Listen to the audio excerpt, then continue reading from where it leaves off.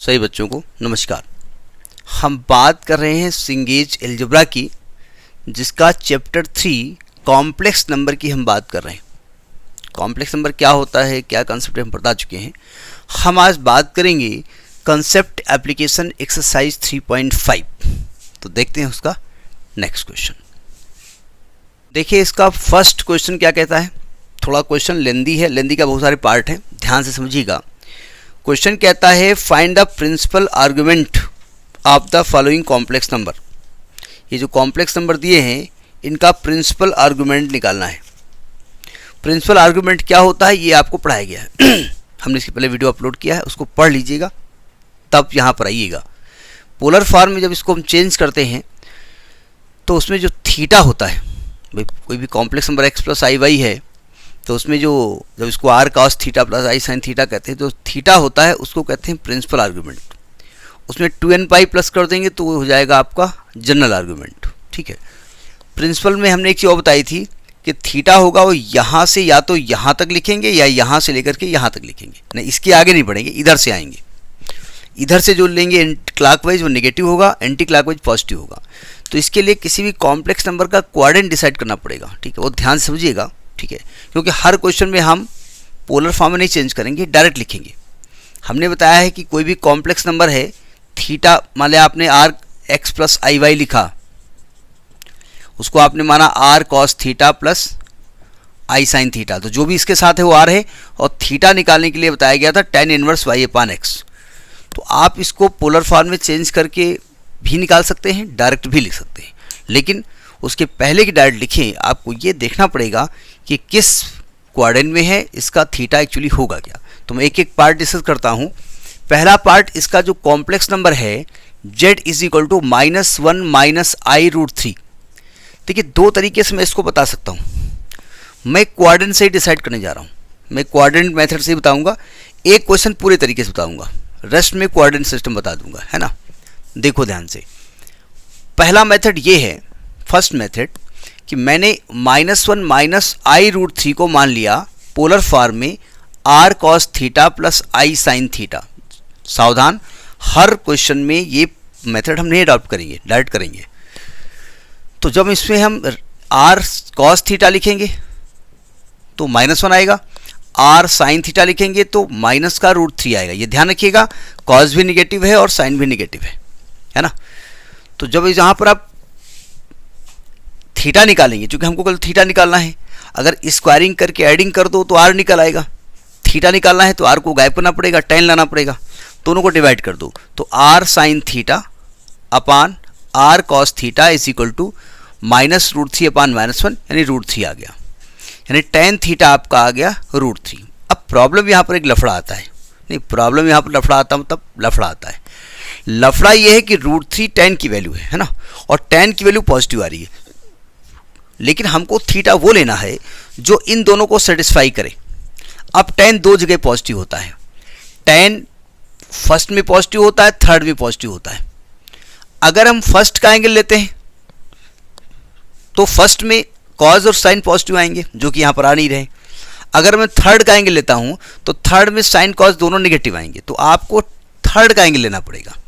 भाई generally tan √3 किसकी value होती है, tan 60 डिग्री की, और इसको चाहे तो tan 180 माइनस 60, यानी कि ये माइनस tan 60 प्लस tan 60, वो सॉरी 180 प्लस 60, यानी tan 240 डिग्री की वैल्यू भी हो सकती है।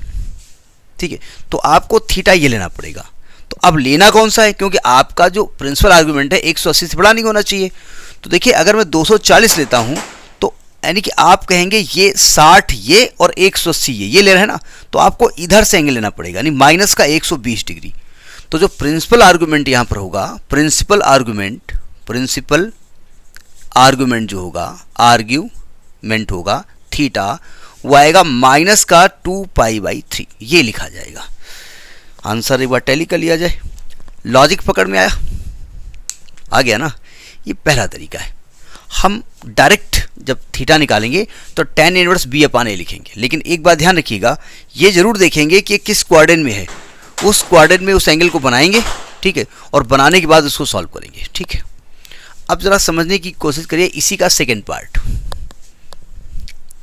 हमने कहा ये कॉम्प्लेक्स नंबर है और इस कॉम्प्लेक्स नंबर को जब हम ऑर्डर पेयर में लिखेंगे तो -1 कामा -√3 आएगा, यानी कि कोऑर्डिनेट सिस्टम के हिसाब से ये कोऑर्डिनेट यहाँ कहीं आएगा, -1 -√3। तो अगर मैं इसको खींचूं तो ओरिजिन से इस कॉम्प्लेक्स नंबर की डिस्टेंस को r कहते हैं। r डिसाइड हो गया। ये एंगल थीटा है पॉजिटिव, और ये साइड -1 है, ये साइड -√3 है, तभी तो यहाँ पहुँचे आप। तो अगर यहाँ से tan थीटा निकाल दें तो आएगा -√3 अपान -1, यानी कि √3, यानी tan 60 डिग्री। तो थीटा आ गया 60 डिग्री, ये आ गया ना 60 डिग्री। और आपको चूंकि एंगल इधर से लेना है तो माइनस का 120 डिग्री डायरेक्ट कर दो, बाद में रेडियन में चेंज कर दो। समझ में बात आई कि नहीं आई? तो इस प्रकार से हम प्रिंसिपल आर्गूमेंट निकालेंगे। ठीक है, डायरेक्ट निकल रहा तो अच्छी बात है, अगर यहाँ पर वैल्यू से निकल रहा है तो फिर ऐसे करना पड़ेगा। ये पहला पार्ट हो गया। अब जरा बी पार्ट देखो। बी पार्ट का जो कॉम्प्लेक्स नंबर है वो लिखा है 1 + √3i अपान √3 + i। पहला तो काम गड़बड़ ये है कि कॉम्प्लेक्स नंबर में i डिनोमिनेटर में है, इसको a + ib के फॉर्म में चेंज करिए। उसके लिए आपको नीचे के कॉन्जुगेट से मल्टीप्लाई करना पड़ेगा। तो मैंने √3 + i से -i से सॉरी ऊपर नीचे मल्टीप्लाई कर दिया। कैलकुलेशन गड़बड़ ना हो, ध्यान रखिएगा, राइटिंग थोड़ा गंदी हमारी है, मैनेज करिएगा।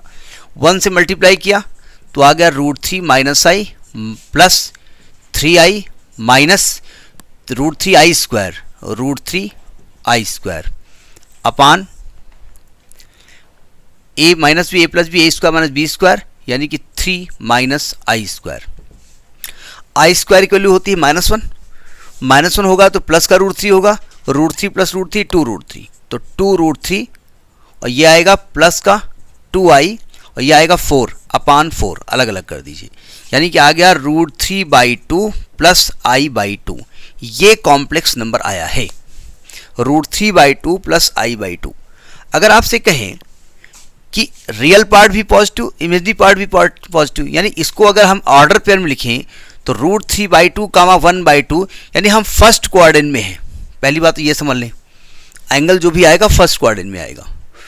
फर्स्ट क्वाड्रेंट का मतलब जो भी थीटा निकलेगा वो ऐसे निकलेगा और वही थीटा हम ले लेंगे।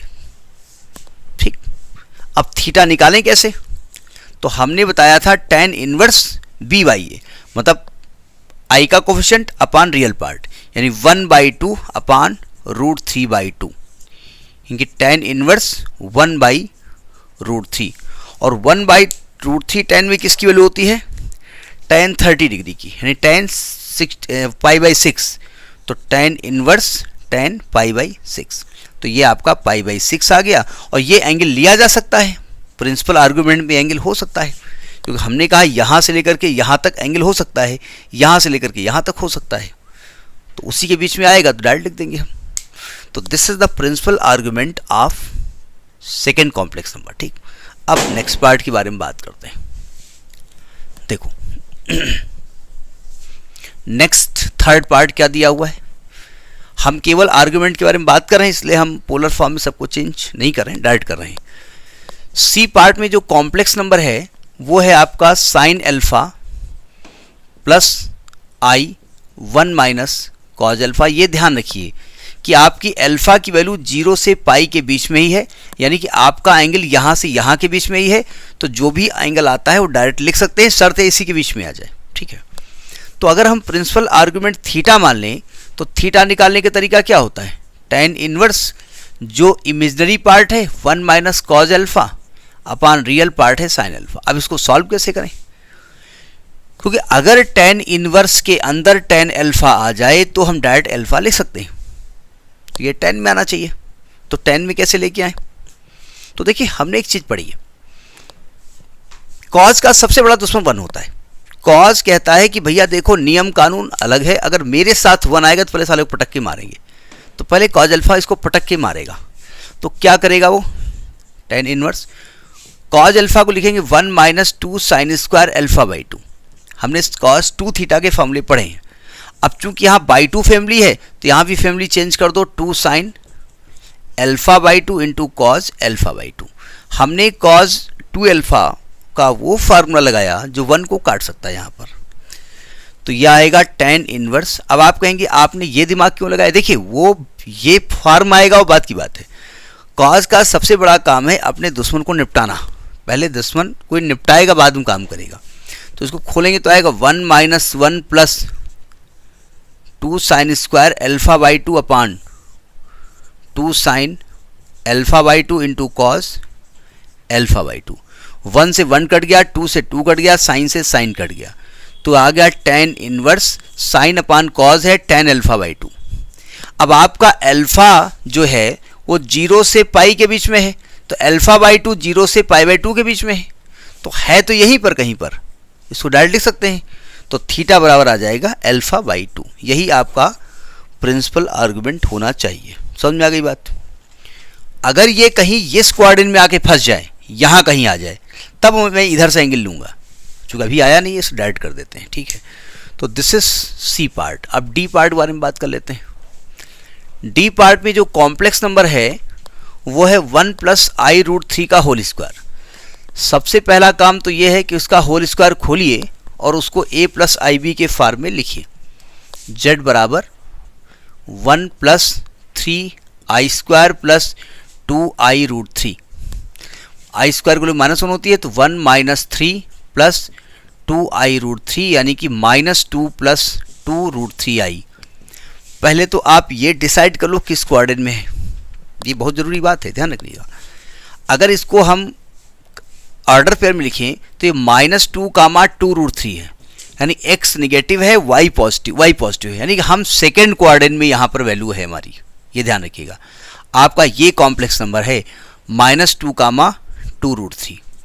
तो ये आपका ऐसे मतलब डायग्राम बनाए तो ये -2 है, ये 2√3 है, ये थीटा है। बात समझ में आ रही ना? यही समझना है आपको। मैं डायरेक्ट कर रहा हूँ इसी डायग्राम से। तो tan थीटा क्या निकलेगा, यहाँ से निकालो, यहाँ से निकालो, इमेजनरी पार्ट अपान रियल पार्ट। मैं थीटा नहीं निकाल रहा हूँ, tan थीटा निकाल रहा हूँ। तो 2√3 अपान -2 यानी आएगा -√3। अब देखो यहाँ से देखो, यहाँ से अगर देखो तो ये वाला एंगल हम निकाल रहे हैं, है ना। तो थीटा केवल निकालो tan 60 डिग्री, तो ये tan 60 आएगा। और अदरवाइज आप ऐसे करो, -√3 है tan 60 यानी tan -60 डिग्री। एक मिनट, मैं इस डायग्राम से बता रहा हूँ, तो ये 60 डिग्री आ गया, ठीक है। और आपको ये एंगल निकालना है 120 डिग्री, तो आपका प्रिंसिपल जो आर्गुमेंट होगा वो 120 डिग्री होगा। डायरेक्ट कर दिया हमने। यहाँ से निकाल रहा हूँ तो चेंज हो जाएगा, देखो ध्यान से।